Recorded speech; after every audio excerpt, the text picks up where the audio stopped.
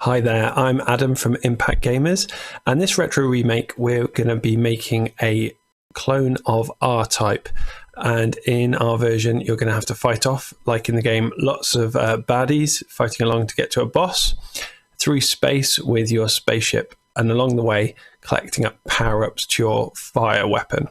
Now with this game we're going to be making it in two parts. So this first part we're just going to be making a quick space shooter, and by the end we'll be able to add in all these features where you can collect different power-ups to shoot different directions and have big boss battles along the way.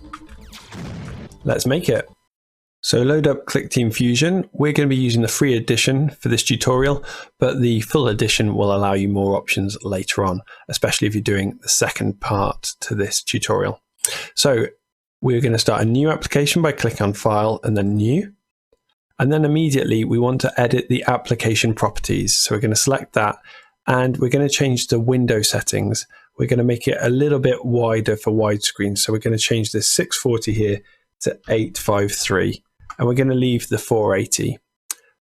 Pressing enter will ask, do we want to change the frames? Yes, we want all our levels to match that as well.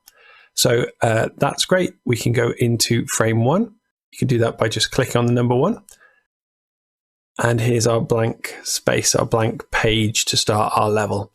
So in the frame editor, we're going to insert a new object, an active object, press OK, drop it down. Now I'm just going to stretch it out a bit because this is going to be our main player. This is going to be our starship. And you can change the size of the object by clicking on it, waiting a second. It's on rotate at the moment. Click it again. Now it's just on selected. Click it again and you get back to resizing, and you can just cycle through those if you need to quickly adjust some size. We're going to name it. So in the about properties, let's call it P1 for player 1. Now we're immediately going to add some movement to it. In R-Type, it's a side-scrolling space shooter.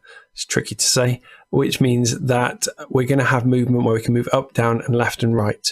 But because it's scrolling the whole time, the left and right movement are going to be done in a different way to the up and down. So we're only going to be concentrating on the up and down movement when we change our settings here. So click on movement and change its type from static to just 8 directions, just this one here.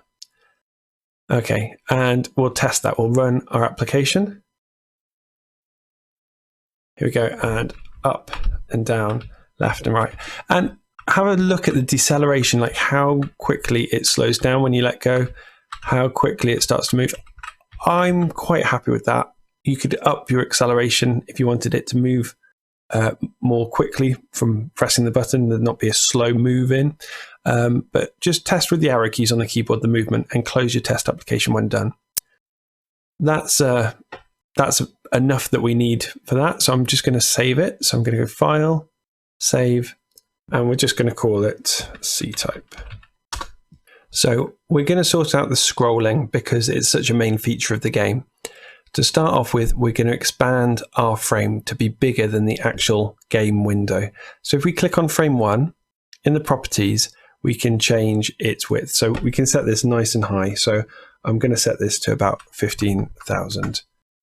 And you can see if I scroll along the bottom, there's a lot of the level just outside of the first pane. The window of the game will show this amount, and then we'll get it to follow along and work its way along the level. So to do that, we're not going to follow the ship because we want to be forced to be flying forwards. So what we're going to do is we're going to insert another active object, which is going to control the scrolling. So insert an active object, press OK, and drop it down near the edge of your frame, your screen boundary there. So I'm just going to drop it there. I'm going to name it. I'm going to change it from active. I'm going to call it follow in the about properties there. And I'm just going to right click and edit. This is going to be invisible, but just so that we, while building the game, can see it, I'm going to make it a nice bright color. So I normally choose a purple and change the tolerance up. Got my fill bucket and just, oh, that wasn't a purple. That's a purple. we're going to add in a counter, and this counter is going to be used to control the speed. Now, the reason I'm going to use a counter to do this is so that in the game later on, if I want to change the flight speed, I can just alter the counter and I don't need to create anything more special than just changing the counter. So let's give this a name. Just in the about properties, let's call it flight speed and pop that down.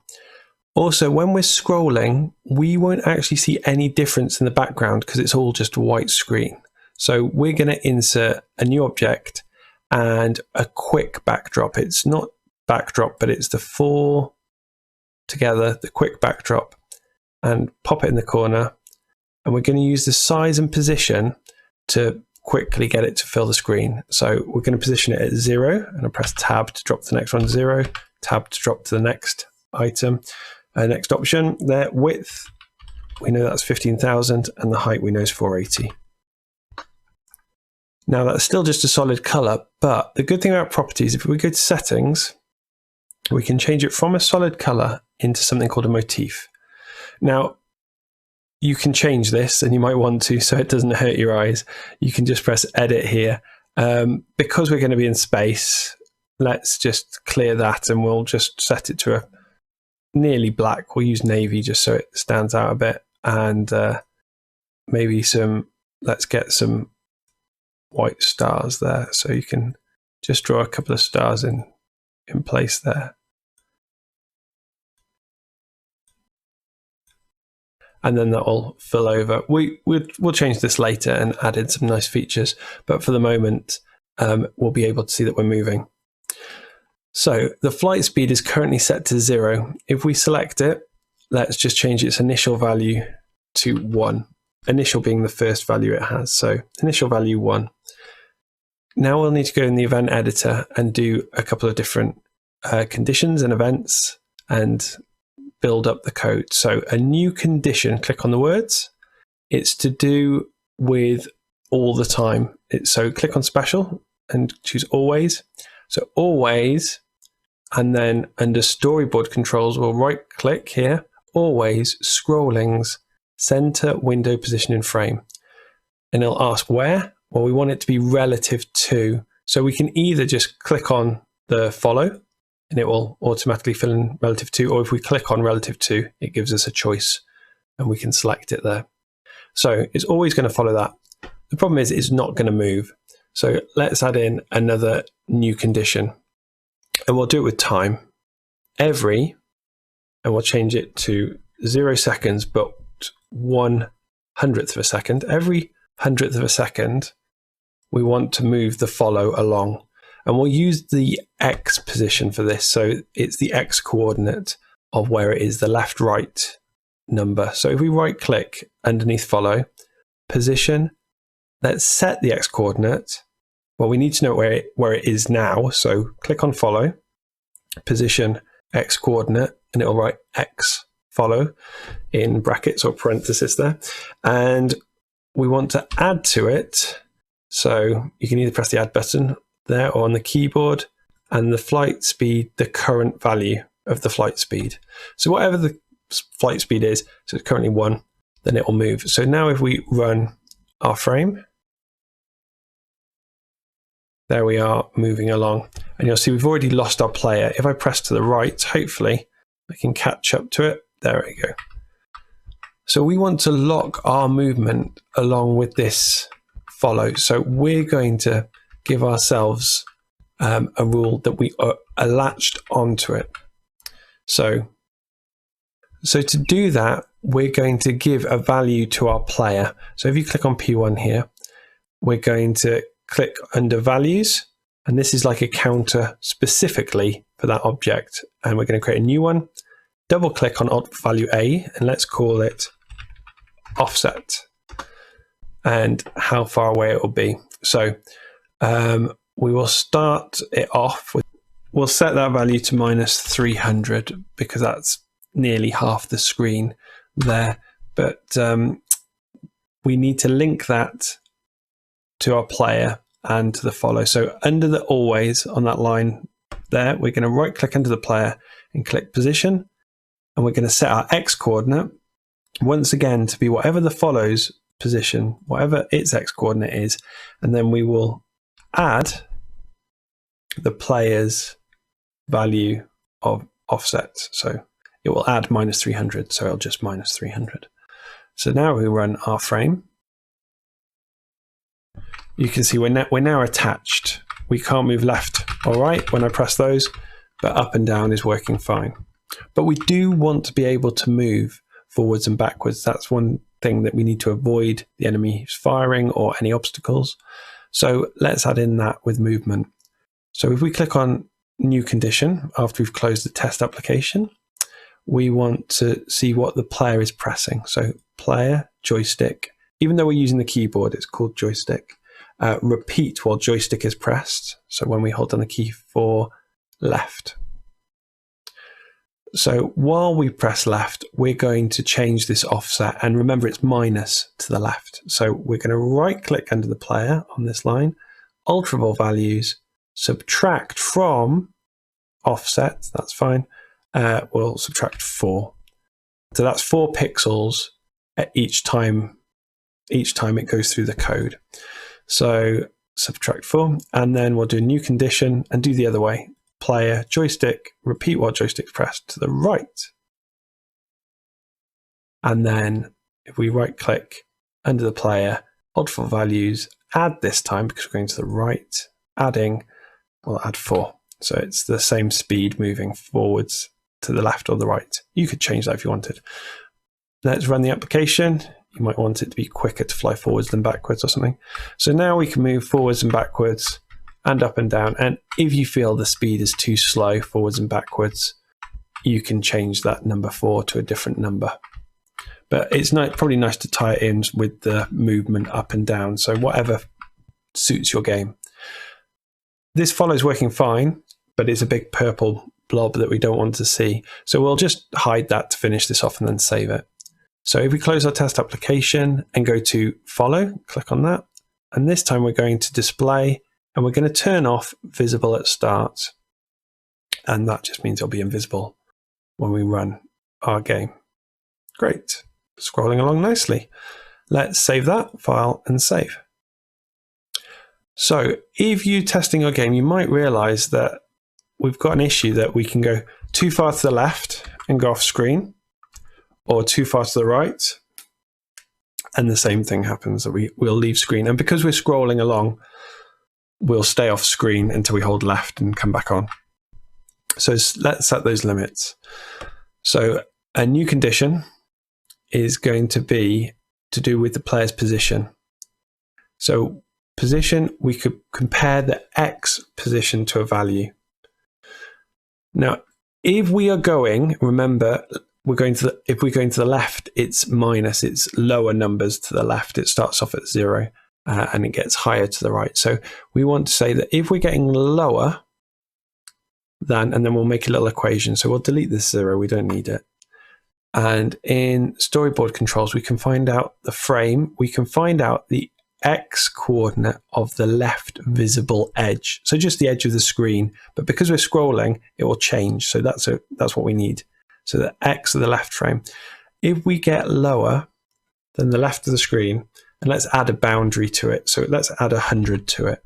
If we get lower to the left-hand side of the screen plus 100, so we've added like a border of 100 there, then we will adjust our offset. So this is going to be a bit weird, but I'll talk you through it. What we have to do is we'll have to set our offset to be, like we did before, the frame's X coordinate of left visible edge. So we get that. But we need to take away from it where the follower's got to. So the position, the X coordinate, and then we need to add that border of 100 back on. So it should say X left frame minus the X of follow plus 100, just like that. Let's run our frame. Okay, so now if I go that way, it's fine. But if I go too far left, that's it, it holds me in position. So let's do it to the right now. Same thing. New condition. We're going to get the players, like we did before, position, X position, but this time it's going to be greater because we're going to the right. and we'll select the 0 so that when we go frame X coordinate of right visible edge, it overwrites it just so that we get X right frame minus 100 to add the border on. Then we're going to do a similar thing. It's good, but it's going to be the right frame minus X minus 100. So let's do that. So alterable values, set the offset to be whatever the frames, X coordinate of right visible edge, and then we will minus the position, the X coordinate of the follow, and minus to bring it back to the left 100. So let's run our frame and test that out. If we go to the right, you can see I get there and can't go any further. And if I go to the left, you will see a problem. I go to the left and I'm now stuck on the left. And that's just an order issue with the code. The fact is that because I set my position and then I'm doing the comparison here, it means, the comparison here about the left frame, it means that this is already moving forwards and I'm already pulled into the trap of being off screen. So what I'm going to do is just drag the number 1 to number 6, and that changes the order. So now my positioning happens after the correction, which should solve it. So if I run the application, I can now go left and then right without getting stuck.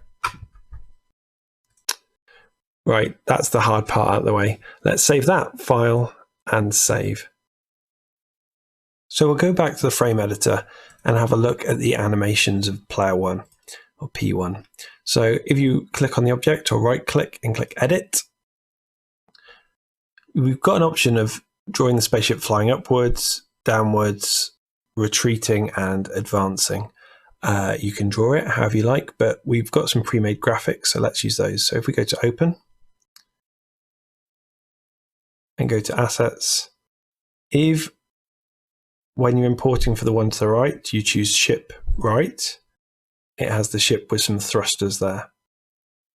And click OK. And hopefully you've got the hotspot in the center. Now, the action point is where the ship's going to fire from. So I'm just going to move that to the tip there. And we'll do the same for up.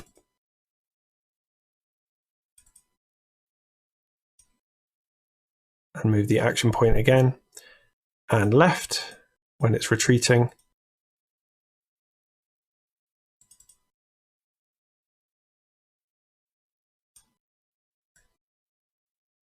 And finally down.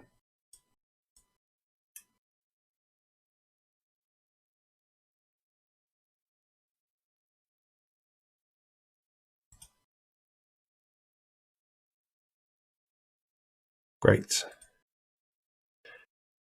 Now, if we run our application, you'll see that Clickteam already uses those directions. So I press down and up and forwards and back. Now, what you'll notice is that it stays in whatever direction you choose, it will stay in that direction.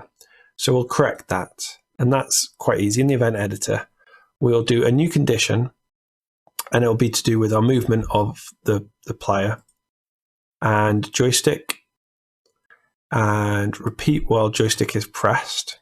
We'll check for it being up, so with the arrow pointing upwards. And what we'll also do is we'll insert. So right click on these words and choose insert and joystick, repeat while joystick's pressed, and down. And we'll right click again and insert joystick, repeat while joystick's pressed, forwards. Now, this is impossible. We can't be pressing on the joystick up, down, and right if it was a joystick or a joypad. On the keyboard, we could be doing that, but we want to check when these aren't being pressed. So all we do is we negate these. So we right click and choose negate. Right click on this and choose negate. Notice the red X that appears. Right click, negate. And now now it makes sense. The condition is if we're not moving up, if we're not moving down, we're not moving right, then at that point we can change the direction the ship looks in. So right click, direction, select direction, and let's just choose to the left, labeled number 16, and unselect 0 to the right. Okay, so if we're not moving those directions, it will reset it. So let's try that. So forwards with the throttle up, down, and as soon as I let go, it stabilizes. Great, happy with that. Let's save our work. Now we've got our player able to move, let's add some enemies. So insert a new object, active, because it's going to be the enemy, and click to drop down. Now let's name it. So in the about properties, change it from active to enemy 1, and we'll edit it. So right click and edit, and we'll immediately add some of the artwork to it. So I'm going to have this as a red bug here. And they're in a sprite sheet, which means that they have all the images of an animation together. So make sure import as animation is checked and sprite sheet is checked. And the dimensions, it's 300 wide by 160 high, and that will give you 5 frames of animation. And the hotspot and the action point can be in the center. And press OK. And there we go. It's added them all in. Now you can see that it will play through if we press play and crumple immediately. Just straight away crumple. We don't want that to happen, so we'll click on direction options and set the speed to 0. So now the animation stops on frame 0, or frame 1 as it's called in this window, but on frame 0. And the action point where they shoot, if you hold down Alt on the keyboard and then click once you've got view action point selected, it will do that for all the frames. That's just a shortcut to make sure that it does the same on every frame. So you can get it exactly where you want on each one. If you want to tweak it on some, you can move it. But there we go. Now, if you notice they're only facing one direction, these enemies won't turn around. So it doesn't matter that we're using direction 0 to the right, because they won't turn around. It's huge. It dwarfs our ship. So let's click on it once and resize it down. Maybe even smaller than that. That's a better size. So let's leave that there and save your work. Now, like we did for our player, we set a ultraval value. We're going to do the same for the enemy. We're going to add several in. So the first one, press new, we're going to title that one health. This is going to be how strong it is. I'm going to set this to 1 as default. A new one, let's add in points so that we can say how much points this enemy's worth when we destroy them. Let's say 10. And then we're going to add in a few interesting ones to allow them to vary. Now, we'll use more of these in the next video and add some more in.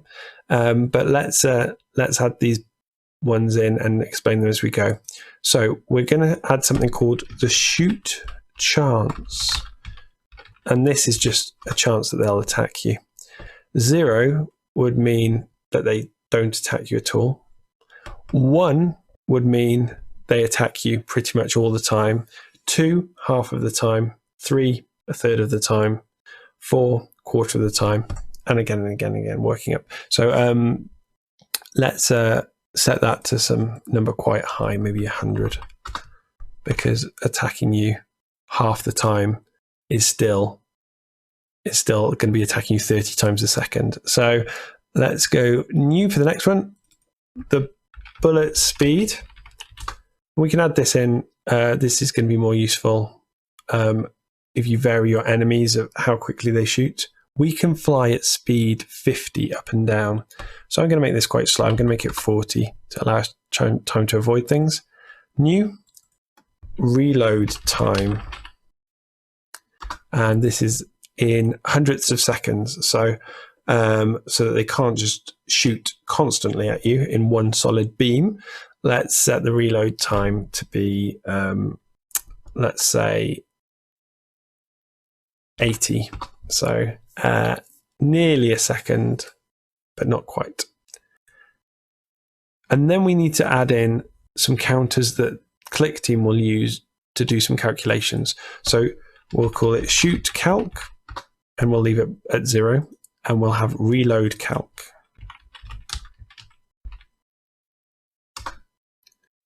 Great.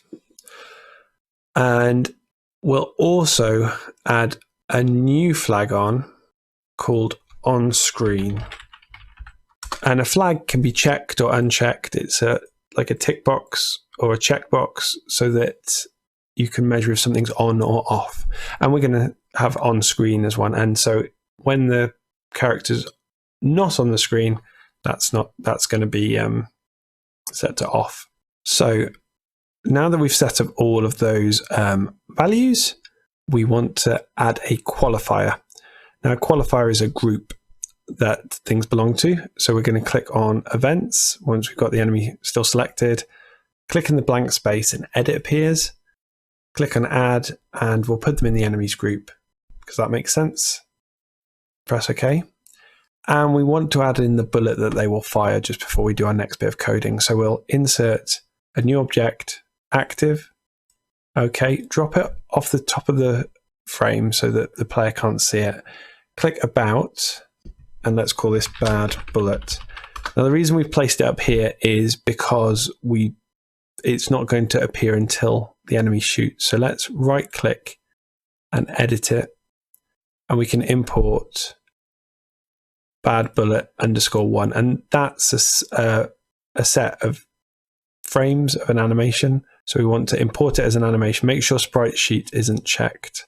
So import as animation, 3 frames, and it loops. So if we go to direction options, choose loop. Speed 50 is fine for the playback, but if we press play, you can see it's looking like high energy spark, just bouncing around like that. Right, save that. So we've now got to the point where we want to add in some conditions. So just go to the event editor and go to the last condition you've got and click on the number, because we're going to insert at the very top a group of events called enemies. That just tidies it up so that it's in its own section. And so on number 9, we'll click new condition, and it's going to be to do with the very start of the frame. So under the chessboard start frame, and it's to do with all enemies because we're going to have different enemies which behave in different ways. So for every single enemy, we want to right click and we'll choose movement stop. Now, I know we haven't set a movement for our enemy. We'll do that after this, but just so that the code flows nicely and makes sense, let's think about things in order. So at the beginning, they stop. So they'll start to move when they're on screen. So let's go new condition, and we could check the group enemies, their position, check their X position. Now, if their X position is lower, so to the left of, let's get the frame, the right visible edge, X coordinate of right visible edge. If it's lower than that, and let's just add on 100 so that they can become active 100 pixels before they get to the edge of the screen. Then at that point, we want to right click on there, and their flag, that on and off, we want to set on screen. On screen becomes on. So let's get on with the firing mechanism. So a new condition, it's going to be a counter every, and we'll do it on every 100th of a second. And we only want to do this when they're on screen. So we're going to right click and insert and say that group enemies, multiple values flag is flag on screen. So if they are on screen, then we can do these things. So we're going to change some of the values. So right click, multiple values, we want to set, and we want to set the shoot calculator, the shoot calc, and we want it to be random and enter base number. So let's get the value that we chose for the chance, receive shoot chance. So it's going to choose a number between 0 up to going just below the shoot chance. So if we had a shoot chance of 3, it's going to choose a value 0, 1, or 2. And if we had a shoot chance of 10, it would be 0 to 9. It would choose one of those numbers. Okay.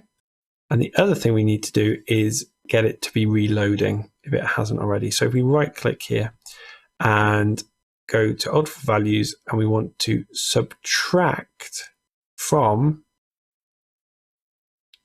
so not set this time, subtract from the reload calculator 1. So that counter is going to get lower and lower and lower and lower. And we're going to use that to check that there's been time to reload. Next condition, and we want this to run all the time. So new condition, always, and right click underneath the enemy. And we want to do something called a count for each object. Now, a count is simply checking each one individually, and it wants you to name this loop. So let's call it fire, and leave these what we call inverted commas, but you might call double speech marks or double quotation marks. So yeah, have that, and we'll do a new condition. And to balance that, we need to then click on the enemies and loops on each object, which is the same as the other part to the count. So loops on each object, and it needs to match the same name. So fire. Now, we don't want them to fire every time they get checked. We want to see if they can fire. So first of all, let's see if they have the right fire value. So insert, right click on the words and insert group enemies, alter for values, compare, and have a look at the calculator, shoot calculator. Is it 1? And then we're going to right click on that and insert, and see if the alter for values compare to 1. We're going to see whether the reload calculator has got lower or equal to 0, which is already written there. So those two things. If that's applied, that they want to shoot, that they've got to 1, and their reload calculation is lower or equal to 0, then we'll get them to fire.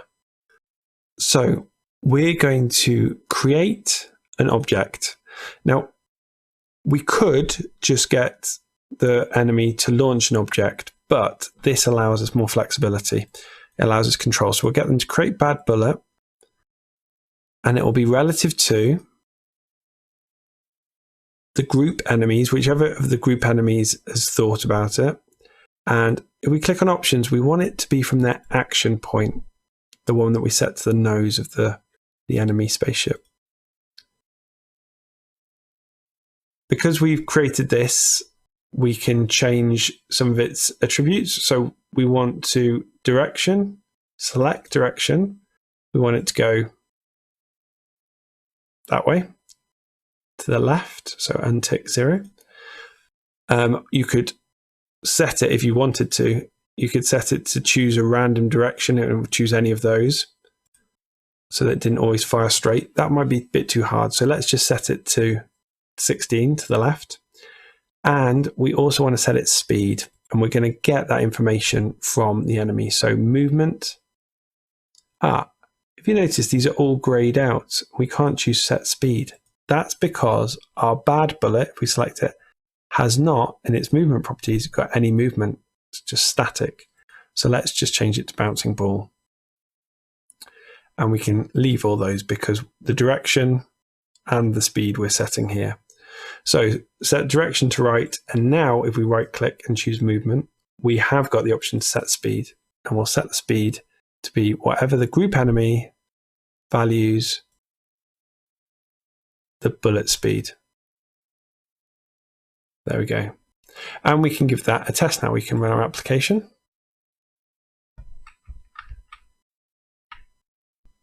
That was a bit quick. Let's move the enemy a little bit further away.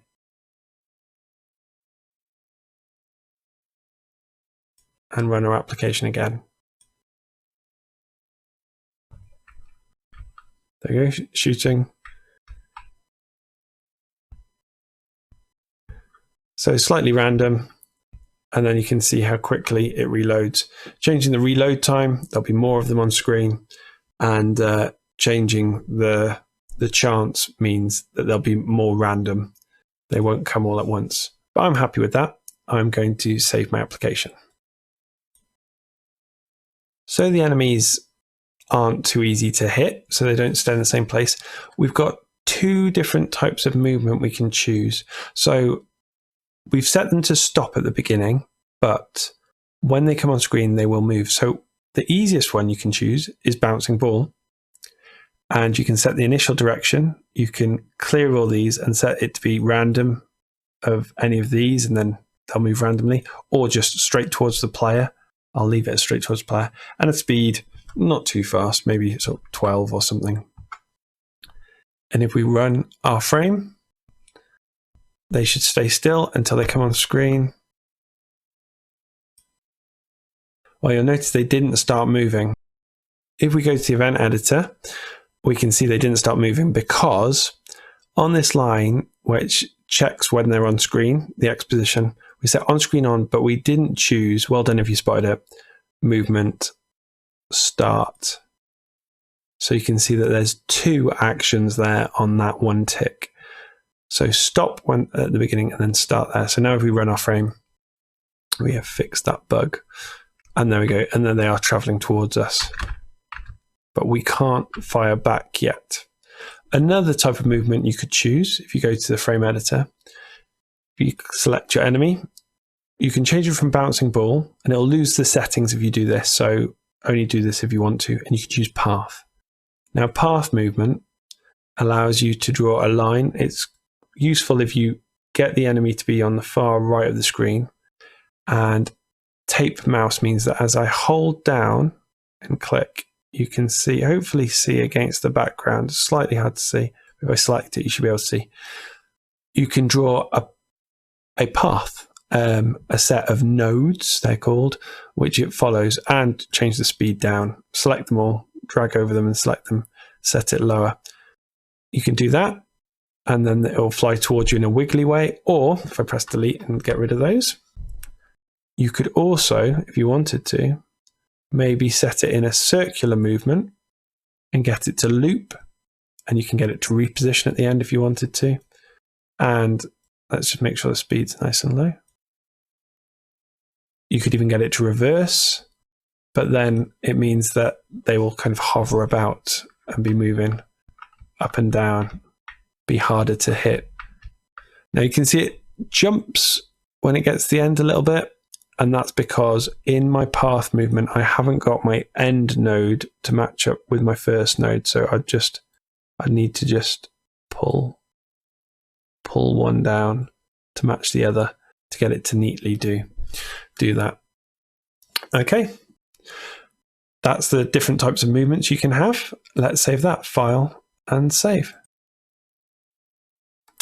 So with R-Type, there's a particular style of firing where you fire your ray, where you hold the fire button to charge it up and release it for a bigger attack. So we're going to insert 3 different objects to help us with that. First of all, new object we're going to insert, first one is the counter. And this is going to just count up how much we charged. So we'll drop it off screen for the moment and we'll call it power bar. And also in the settings, I'm going to change it to be a bar. So rather than the type being numbers, I'm going to change that to a horizontal bar. And rather than a solid color, a gradient. And I'm going to just set it so to be a light blue color to match in with what it shoots, and maybe another light blue, or maybe a darker blue to get the effect. There we go. And I want it to count from the left, growing upwards. There we go. And I'll pop that on screen.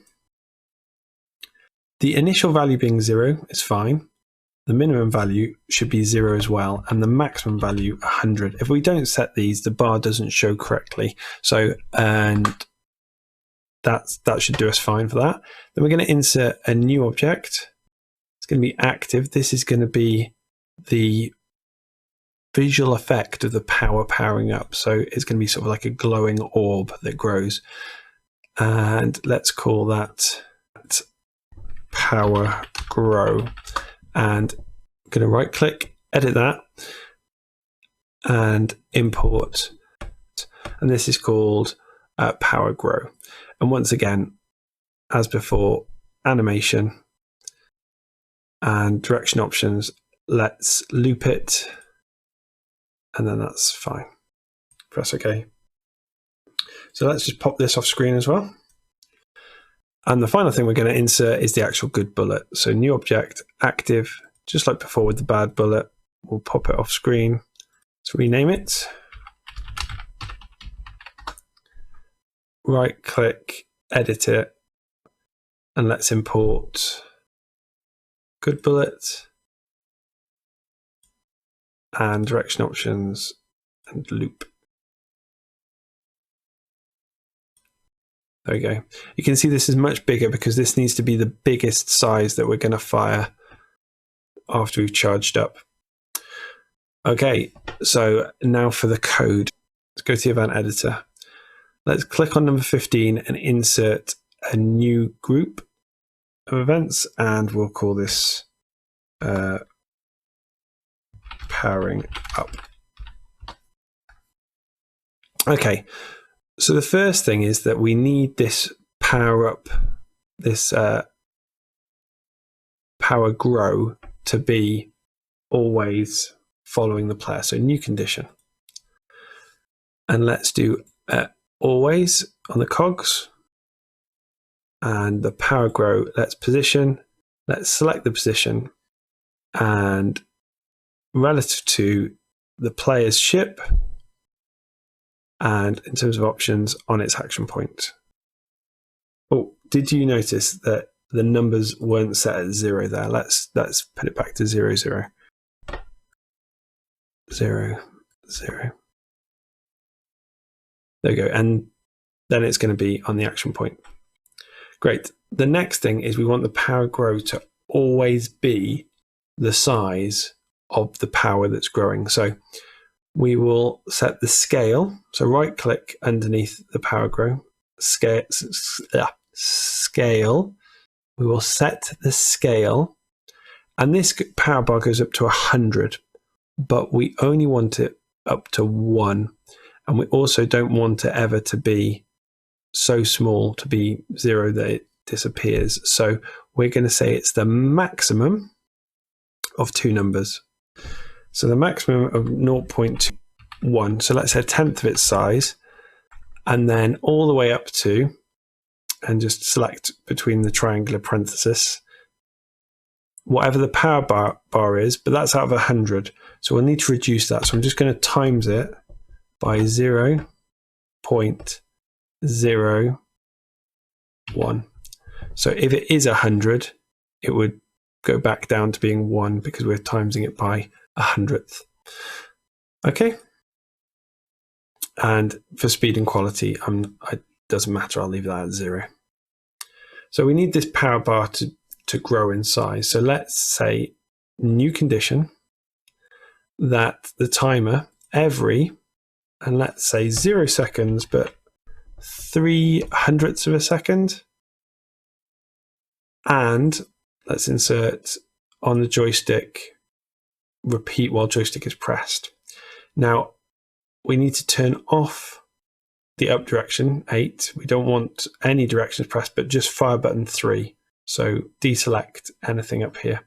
Fire button 3, that's our space bar. By default, you can change that in the application properties. In its runtime options at the bottom, it's got default controls, and you can change these, but button 3 is spacebar. And we want to do a few things. So if we're holding down the spacebar, we definitely want the power grow to be visible. So let's right click visibility, make it reappear. It's already changing size to match, so that's fine. And for the power bar, we want to add to counter 1. So if we run our application, we should be able to hold the spacebar and watch it grow. There it is, getting bigger and bigger and bigger and bigger. Now, we've let go, we haven't fired, and the power bar is still full. So let's resolve that. So a new condition, the joystick, we're going to repeat while joystick is pressed and then negate it the same way we did before with the limits on the spaceship. So repeat while it's pressed, just fire button 3 like we had, nothing up here. And right click, negate it. So when we're not pressing fire button 3, we want to shoot, but only once per time that happens. So we're going to right click on the words and insert something called a special limit condition. Only one action when event loops, because otherwise we'll just constantly be firing when we're not charging up, which would be exciting, but not useful. Well, probably be very useful, but too useful. So at this point, we want to do a few things. We can make the power go invisible. Right click, visibility, make it invisible. We also want to create the good bullet, or even launch the good bullet from the player, but we will create it and then we can change its size like we did before with the bad bullet. So we can create the object underneath the white shiny box, create object, and it's going to be the good bullet. And we want to create it relative to the player and relative to the action point, and make sure they're zeroed, these X and Y. Fantastic. So that's created the bullet. We need the bullet then to match the size of the power. So in the same way that we did it up here, set the scale, let's do it here. So scale, set scale for the good bullet to be the maximum of 2 numbers. So 0.1, maybe actually 0.25. because it might be a bit small for 0.1, it's a quarter of the size, all the way up to whatever the current value is of the power bar times 0.01 to put it back down to 1 if it's 100. And okay for that, doesn't matter about the quality. And also we want to set the power bar to 0 at that point. So set the counter to 0. So let's see that if we run our frame. You can see I'm creating bullets, but they're not doing anything. Create bigger bullets and bigger bullets. So that's fine. They're just not moving, and that's just something we forgot to do. Once again, we didn't change the movement, but we can do it from here. Close the test application, click on good bullet, movement, bouncing ball. Now this time we are going to change the initial direction. You click on that and clear it, set it just to be direction 0 to the right. And then click off that for speed. Let's try 60 and see how well that works. Just charge it up. I think a little bit faster than 60. Let's go with 80.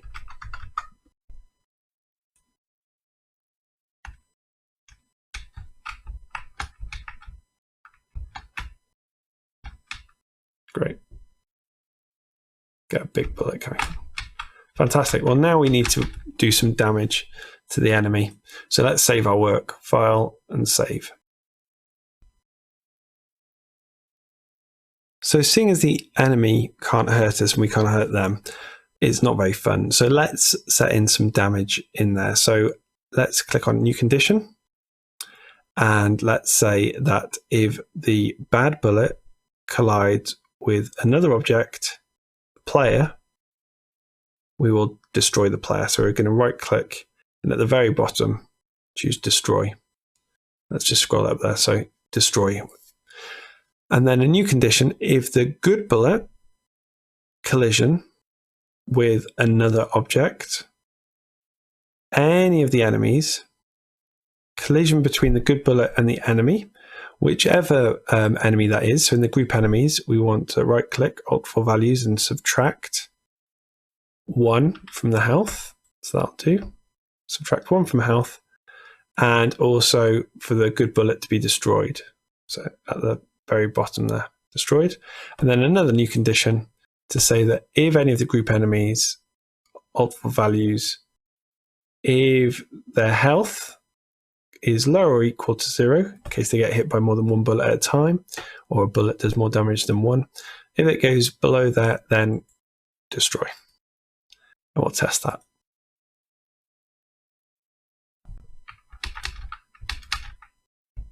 There we go. And they're destroyed.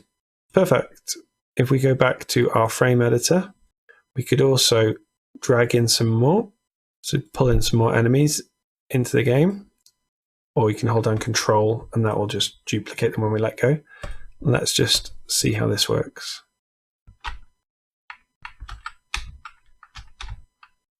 There we go. The random firing means that we don't know who's going to shoot next. And there we go. That's working fine. Nice and quick. Let's save our work. So we're going to add a bit more to the HUD, the heads-up display, and we're going to make it so that we can have some score and later on have some lives in here. So we're going to insert a new object, and it's going to be a backdrop object. Well, quick backdrop's fine actually, because we can just get a solid color and drop that down. And we'll just change it in its settings from grey to black, just so that things can stand out, and do the trick of clicking on it once to get it to change to resize mode. There we go. Let's move the power bar a bit lower down. You can use the cursor keys if you need to move things a precision amount as well. Let's insert a new object. Let's have our score. And do it off screen for the moment because we won't see it black on black. So we just need to go into the settings and change it from numbers to text, and also then change the text to white. There we go. Now we've got a chance of seeing it. There's our score. Let's label this bar as well. So we're going to insert something called a string. Insert a new object, and a string is just a way to add some writing. And let's change that color to be white as well in its properties, and let's call it power. There, and we'll insert some lives as well. We'll use those a bit later on. You can also customize those by double clicking on them and changing them, or right clicking, editing them, and you can draw something else if you want. But I'm happy with that for the moment, and we'll start to use this score. Let's go into our event editor, and when we kill a spaceship, we want to get the points when we destroy it. So on this command, when the health of the enemy gets to 0, let's right click underneath the black joystick, which represents us playing the game, our score, right click score, and we want to add to score whatever the group enemy values, whatever their points are. Now we've got an issue here that they will be destroyed before it gets the points, so that's not going to work. So at this point we're going to double click to enter the event list here, and you can see that it destroys them and then adds the points. We're going to pull this one on top of this one to switch places. So add the points, then destroy them. To get out of this event list editor and get back to event editor, we just click on the event editor icon at the top. We also have an issue that our bullets will keep on traveling and destroy the enemies. So we need to get them to stop our bullets to be destroyed before they hit the enemies off screen. So when our bullets leave the screen, we want them to be destroyed. So new condition, with the good bullet, position, test the X coordinate, and once again it's the storyboard controls the frame, the X coordinate at the right visible edge. Let's add 100 to give it a border. At that point we want it to be destroyed. Great. And we'll spot a problem. Can you see? Well, there we go, there's them being destroyed and myself getting points. Got 40 points so far. Can you see this black bar edging away? Now if we go back to the frame editor, we can fix that black bar sliding away. The issue is that with an active object, you could tell it not to follow the frame. With a background object, you don't have that option. So what we can do is we can go into the layers toolbar, and we're just going to add another layer, and that'll sit above. Now we want to just, all of these objects here, we want to move to layer 2. And a nice quick way is if you drag over and select those objects so that you've got all the ones you want selected, you can then pull them onto the layers toolbar and drop them on layer 2. Layer 2 is on top, but it'll still move unless we go into layer 2 and change the X coefficient.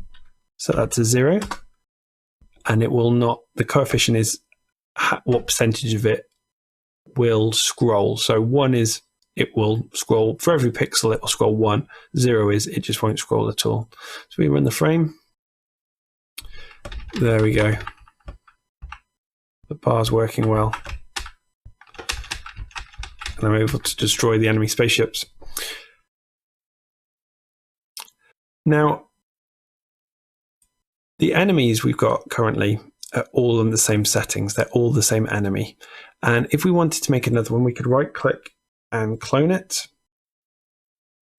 And then that way, enemy 2 can have different settings. It could have a different amount of health. You could give it 3 health, more points because it's harder to kill. You can also change its artwork so that the player knows it's different. Remember, when we import from the bugs, it's a sprite sheet, and just remember 300 by 160. And you can change its size back down. Also, when you're putting them in, just remember to add in the action point being on the tip of the nose, and holding down Alt means that they'll all do that at the same time. And you can make it the shoot chance to be far more likely, but maybe a slower bullet speed and a higher reload time. You can add those in and set the movements and do all sorts of things like that. So maybe this one is just static, stays still. So you can have fun creating, oh, I'm gone there. You can have fun creating your own enemies. Now, when I die, I don't want it to be game over. I want to use up my life, and then I want to come back on. So the way that the lives will work is that when we get shot, we'll lose a life, but we will carry on playing, but be invincible for a short while we settle back in and carry on. So we'll get hit, lose a life, be destroyed, and then respawn back in with some invincibility. So let's just give ourselves our P1 object under the values. Let's give ourselves a flag, and let's call it invincible.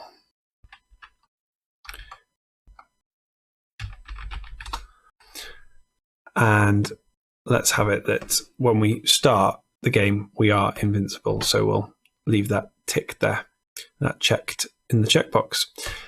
Okay. Also, we want to start off the game with us being created. So we're also going to choose in the runtime options, we're going to get rid of create at start.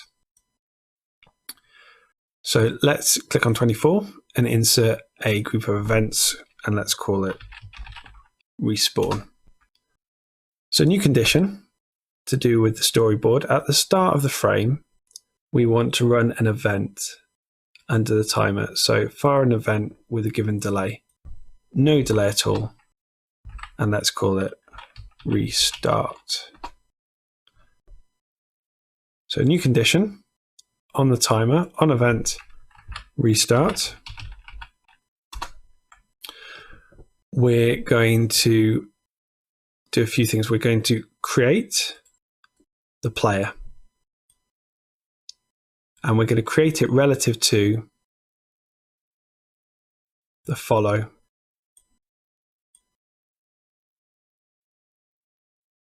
And we've got a offset already set of -300. So we'll just create it there, and it'll shuffle it back to the right position.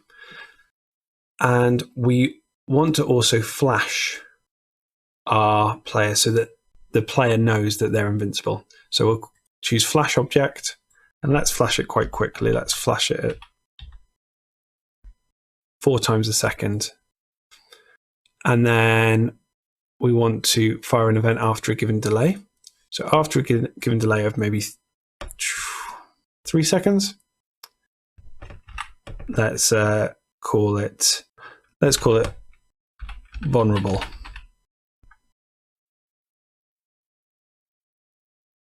So on that condition, on event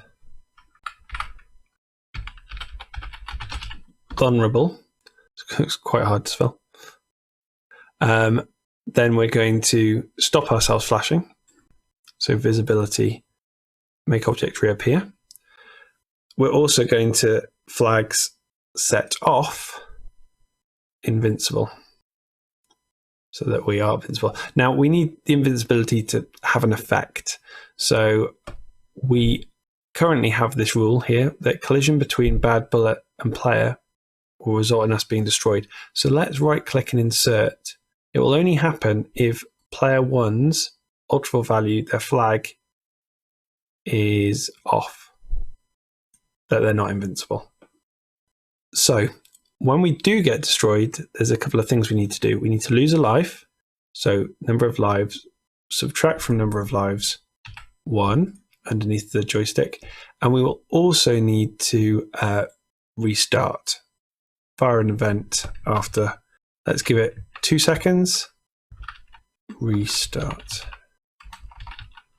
And that's going to run this, where we'll become vulnerable again. So let's run the application and test it out. So I'm invincible. Then after 3 seconds, now we've got a problem there. I'm still invincible. And you can see it's just a misspelling. Like I said, it is difficult to spell vulnerable. So well done if you spotted that. Let's correct that and run our frame. So just double click if you need to edit something back. There we go. Now I'm vulnerable. If I get hit, there we go, and I'm back in. And then after a few seconds, vulnerable again. A few seconds, vulnerable again. And you can just set a final rule that new condition, when the number of lives reach 0, right click, we can end the game, end the application underneath the storyboard controls. Okay, save your work. So at the moment in our game, we have enemies, but they're just disappearing. And the same with us. When we get destroyed, we're just disappearing. Now, Clickteam allows us to have disappearing animations, which you could set for each object. But what's quite a useful thing to do is to have one set explosion we can use for everything. We'll do that as a new object. So insert new object, active, pop it up here. Let's rename it explosion. And let's edit it. Oh, if you notice, it says 2.7 and these say 1. I am still on layer 2. So I'm going to just drag this back down to layer 1. And I'm also going to click on layer 1 so that I make the object in layer 1. And I'm going to lock layer 2 so I can't accidentally, and we'll turn it off, so I can't put things in it. Right click, edit, and we're going to open and choose explosion 1. And we don't want a sprite sheet, just as an animation. There we go, and then we play it. It's great. Now, what we want to do is not have it for the stopped animation. So we're going to right click and cut it and go down to disappearing and right click and paste. There we go.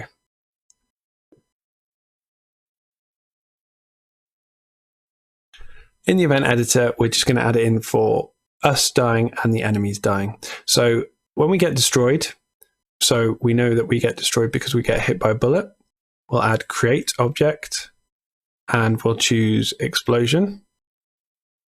And it'll be relative to the player. Now we'll have the same issue that we had before. If you double click, you can see that we get destroyed, lives get subtracted, the restart will happen in 2 seconds, and then it will create the explosion from us. But we're already destroyed, so let's drag that up and go back to the event editor. And we'll do the same thing of creating when the enemy's health is 0.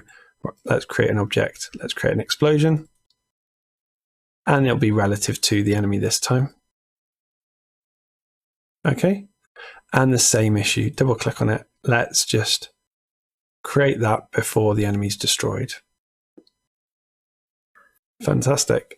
Now we can just say under an always, we can do it on any of the always that already exist. We will always want to destroy the explosions, which will then play the disappearing animation we set, and they will leave screen. So if we play it now, got these nice explosions, nice bright explosions. If I get hit, I have the explosion as well. And then I'm back in. Great. Let's save that. So we've got most of the code there for the basic game. We're about halfway through making the C-type rebuild. Let's add in some walls. Let's add in some obstacles along the way to make it a bit more interesting. So I want to insert a new object, and this time it's going to be called backdrop. If I click to put it in, if I change the runtime options, I can change it to be an obstacle. And if I right click and edit or double click on it, I can choose some of the backgrounds. And we've got lots of different wall types that we can choose from. And pop that in. One quick way to import a lot of different things is that if you open the folder where your files are and select them all, you can actually pull them into Clickteam Fusion, and it will ask you what you want, and you can assign all of those things to be the backdrop. And then you quickly get them all imported. So there they all are, all the different shapes. Now we've made a whole load of different shapes, and you can also turn on a grid if you want to, and so that they match up, and you can start making sort of different alien growth shapes. If you start moving the background, you can put it back, or you can lock it in position. And there's loads of different shapes. You can just pull them in and spend a while designing the level. Let's add in some code to make it actually beneficial. Let's go into the event editor and add in a couple of events to do with the backdrop. So first thing is new condition. If our player collision with a backdrop, we've hit into the wall and we're not invincible. So let's insert, right click on the words and insert. Multiple values flag is off, invincible. And a quick way of doing the same things is I'm just going to see all the things that happen. I'm going to drag this condition up so it's next to 20, so it matches in. And I'm just going to pull down each action so that it will follow those along. And I can check the order by double clicking like before, but we're creating the explosion before we destroy ourselves. So that's fine. So that's if we collide with the background. Now a new condition, if a good bullet collides with a backdrop, let's destroy the good bullet.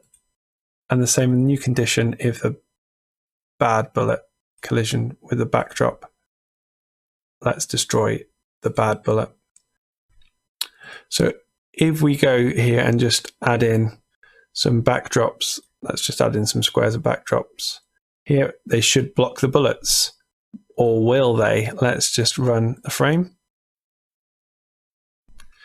No, you can see my bullets go through them and I can fly through. And that is because when we imported them, it didn't keep the runtime option to say it's an obstacle. So you can have a background object that you can travel through. So now it is an obstacle. We just need to do it for all of the other ones. A quick way would be select them and then say that they're obstacles, and the other ones that we've missed, say that they're obstacles, and run the frame. There we go. And now we've got an actual barrier working well that I can defend, pop out, and get hit. There we go. That's the first half of it. I hope you enjoyed it. I hope you can make a little fun level that you can try and get to the end to. We're going to add some turrets, some bosses, some pretty backgrounds, and some better effects on damage in the next one. So let's see you then. Take care. Bye. As always, go to the website where you can download all the resources and the final game file for you to load in Fusion. Take care.